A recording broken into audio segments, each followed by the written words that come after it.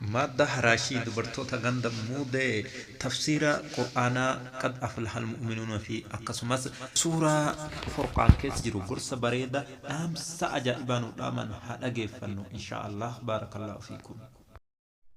رب العالمين والعاقبة للمتقين ولا عدوان إلا على الظالمين نبينا وسلام على عباده الأمين نبينا محمد وعلى آله وأصحابه أجمعين أما بعد السلام عليكم ورحمة الله وبركاته. السلام عليكم ورحمة الله وبركاته. وصحين حارتنا ويسسه من توتاتي أعوذ بالله من الشيطان الرجيم بسم الله الرحمن الرحيم قد أفلح المؤمنون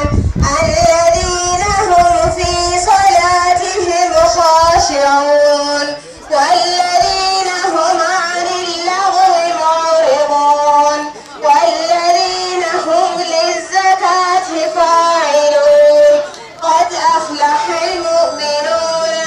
قاموا من دونهم الكون الذين هم في صلاتهم خاشعون ساور صلاة ثاني خيس ربي في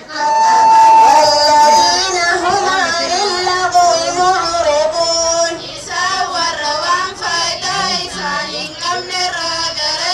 والذين هم للزكاة فاعلون ساور كبين ثاني رازكا خنة الذين هم لفروجهم حافظون ساور قام سالساني طيبة إلا إلا على أزواجهم بالرساني الرد ملي أو ما ملكت أيمانهم ونكساني ملكت ملي فإنهم غير ملومين إساقا الرزق على مومتي فمن ابتغى وراء ذلك نمني بربال حنات فأولئك هم العادون لسان ما تنقى دبره والذين هم لأماناتهم وعهدهم راعون يساور أمانا سانيتي في هدي سانيتي فتن والذين هم على صلواتهم يحافظون يساور صلاة ثانية رتيفة أولئك هم الوارثون